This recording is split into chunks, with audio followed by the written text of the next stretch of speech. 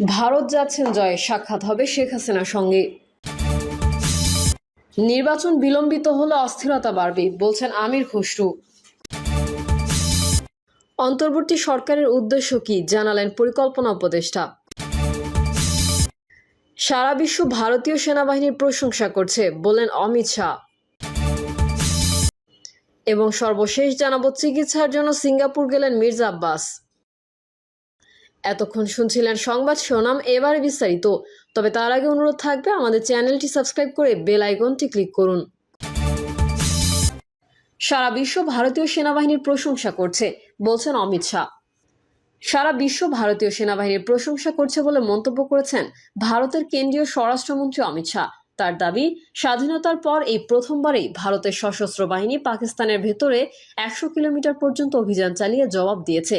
এমনকি অপারেশন সিন্দুর নামে চালানো এই অভিযানে প্রায় 100 সন্ত্রাসীকে হত্যা করা হয়েছে বলেও দাবি করেছেন তিনি। ভারতীয় বার্তা সংস্থা পিটিআই এর বরাত দিয়ে শনিবার রাতে এক প্রতিবেদনে এই তথ্য জানিয়েছেন সংবাদ মাধ্যম এনডিটিভি। সংবাদ মাধ্যমটি বলছে, শনিবার ভারতের পশ্চিমাঞ্চলীয় রাজ্য গুজরাটের গান্ধীনগরের কোলাভাডা গ্রামে এক জনসভায় বক্তব্য রাখেন অমিত শাহ। সেখানেই তিনি এসব কথা বলেন। অমিত শাহ দাবি করেন, পাকিস্তান ভিত্তিক সন্ত্রাসীদের দমন করতে ভারতীয় সেনাবাহিনী কেবল তাদের ঘাঁটি গুড়িয়ে দেয়নি, বরং 15টি সামরিক স্থাপনা ধ্বংস করেছে, যার ফলে পাকিস্তান বিমান বাহিনীর পাল্টা জবাব দেওয়ার ক্ষমতাও কমে গেছে।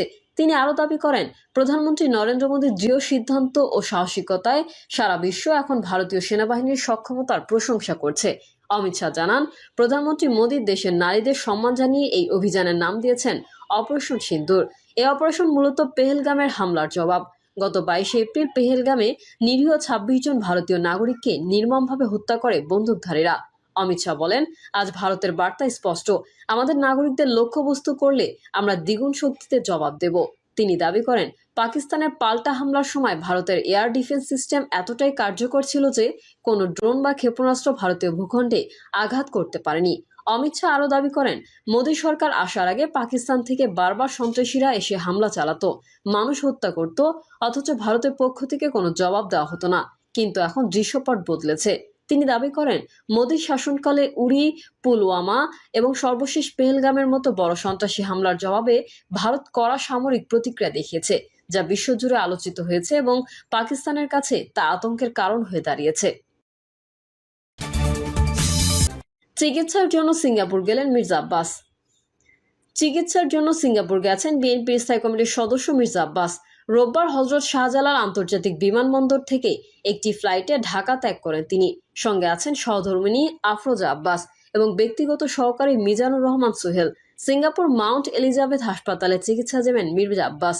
সেখানে তিনি ডায়াবেটিস, অর্থোপেডিক ও নিউরোলজির বিশেষজ্ঞের ডাক্তারের পরামর্শ নেবেন বলে জানা গেছে। আগামী 25 মে মির্জা আব্বাসের দেশে ফেরার কথা রয়েছে। প্রিয় দর্শক, এই ছিল এখনকার সর্বশেষ সংবাদ। আপডেট সংবাদ পেতে চ্যানেলটি সাবস্ক্রাইব করে বেল আইকনটি ক্লিক করুন। কমেন্টে আপনার মতামত জানিয়ে আমাদের সাথেই থাকুন। ধন্যবাদ সবাইকে। আল্লাহ হাফেজ।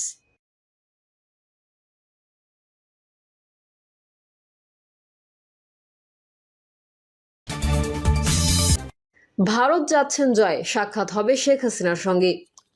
সাবেক প্রধানমন্ত্রী শেখ হাসিনা ও তার ছেলে সজীব ওয়াজেদ জয়ের মধ্যে শিগগিরই সাক্ষাৎ হতে পারে। সংশ্লিষ্ট সূত্রের বরাতে ভারতের গণমাধ্যম নিউজ 18 জানিয়েছে, শিগগিরই ভারত সফরে যাচ্ছেন সজীব ওয়াজেদ জয়। শেখ হাসিনার দেশ ত্যাগের পর এটিই হবে মা ছেলের প্রথম সরাসরি সাক্ষাৎ। এই সফরে মায়ের সঙ্গে নয়াদিল্লিতে সাক্ষাৎ ছাড়াও কলকাতা যাওয়ার সম্ভাবনাও রয়েছে তার। কলকাতায় বাংলাদেশ উপ হাইকমিশনের প্রেস সচিব তারিক চয়ানও এক ফেসবুক পোস্টে এই তথ্য জানান। আওয়ামী লীগের নির্বাসিত নেতাদের মধ্যে জয়ের এই সম্ভাব্য সফর নিয়ে উৎসাহ উদ্দীপনা লক্ষ্য করা যাচ্ছে। তার ভারত সফরের প্রেক্ষাপট এমন এক সময় যখন বাংলাদেশের অন্তর্বর্তীকালীন সরকার আনুষ্ঠানিকভাবে আওয়ামী লীগকে নিষিদ্ধ ঘোষণা করেছে। গত 12 মে নির্বাচন কমিশন আওয়ামী লীগের নিবন্ধন বাতিল করে, যা দলটিকে আগামী জাতীয় নির্বাচনে অংশগ্রহণের সব পথ বন্ধ করে দেয়। একজন সাবেক আওয়ামী লীগ মন্ত্রী নিউজ 18-কে বলেন, আমরা আশা করছি জয় শেখ হাসিনার সঙ্গে সাক্ষাৎ করবেন এবং নির্বাসিত নেতাদের সঙ্গে আলোচনা করবেন। সরকার যেভাবে আওয়ামী লীগকে নিষিদ্ধ করেছে তা সম্পূর্ণ অনৈতিক। এটি আগামী নির্বাচনে দলটিকে প্রতিযোগিতার বাইরে রাখতে নেওয়া কৌশলের অংশ। নির্বাচন বিলম্বিত হলে অস্থিরতা বাড়বে বলছেন আমির খসরু। বিএনপির স্থায়ী কমিটির সদস্য আমির খসরু মাহমুদ চৌধুরী বলেছেন, নির্বাচন যত বিলম্বিত হচ্ছে দেশকে তত বেশি অস্থিরতার দিকে ঠেলে দেওয়া হচ্ছে। জাতি এখন এক গভীর শঙ্কার মধ্যে রয়েছে। বাংলাদেশ এখন এক অনিশ্চিত অবস্থার মধ্যে আছে। দেশ কোথায় যাচ্ছে কেউ জানে না। সবাই মিলে স্বৈরাচারকে বিদায় করেছে।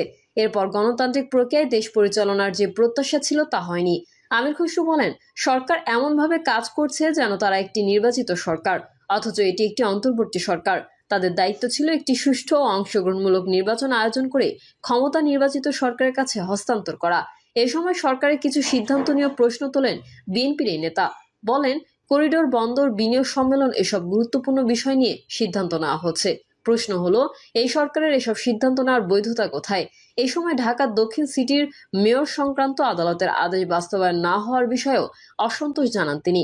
আমির খসরু বলেন, যখন আদালতের আদেশ মানা হচ্ছে না তখন আইনের শাসনের প্রশ্নে চলে আসে। রাষ্ট্রীয় প্রতিষ্ঠানগুলো কার সাথে কাজ করছে সেটা এখন প্রশ্নবিদ্ধ। সরকার বলে সংস্কার হবে, ঐকমত্য হবে, কিন্তু সেই ঐকমত্য কোথায় তৈরি হচ্ছে?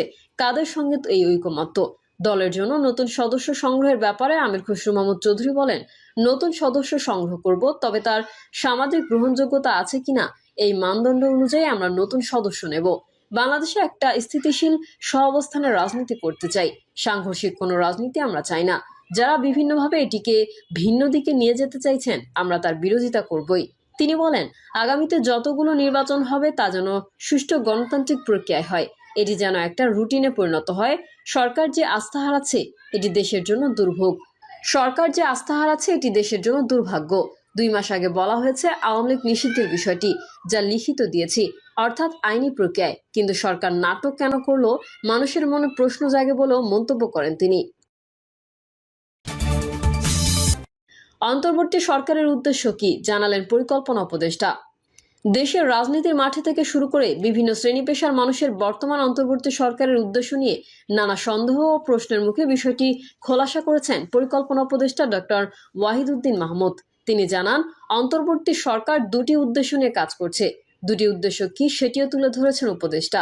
রোববার জাতীয় অর্থনৈতিক পরিষদের বৈঠক শেষে ব্রিফিংয়ে সাংবাদিকদের কাছে প্রশ্ন রেখে পরিকল্পনা উপদেষ্টা বলেন, বর্তমান অন্তর্বর্তী সরকারের উদ্দেশ্য নিয়ে অনেকেই অনেক কথা বলেন, কিন্তু আমি মনে করি আমাদের উদ্দেশ্য 2টি। এক হলো একটি সুশাসিত গণতান্ত্রিক ব্যবস্থায় ফিরে যেতে একটা ভালো নির্বাচন দেওয়া, এবং 2 হলো সুশাসন নিশ্চিত করতে কিছু প্রাতিষ্ঠানিক সংস্কার করা। আমরা সেগুলো করছি। তাহলে আমাদের কাছে কেন এত দাবি? তিনি বলেন, বিভিন্ন গোষ্ঠী ও শত শত সংগঠন তাদের বঞ্চনা দূর করতে আমাদের কাছে আন্দোলন করছে। এত বছরের বঞ্চনা আমরা এই অল্প সময়ে কিভাবে দূর করব? এসব চাপের কারণে তো আমরা সংস্কার নিয়ে ভাবতে ও সুস্থভাবে চিন্তা করতে পারছি না। সবাই তো বলে গণতান্ত্রিক সরকার অনেক বেশি সংবেদনশীল। তাহলে সেই সরকার আসলে তখন তো দাবিগুলো পূরণ করতে পারে। এক প্রশ্নের জবাবে উপদেষ্টা ওয়াহিদউদ্দিন বলেন, আগামী অর্থবছরে এডিপি যাতে শুরু থেকে বাস্তবায়ন করা যায় সেটি নিয়ে এনইসিতে আলোচনা হয়েছে, সেই প্রচেষ্টা থাকবে।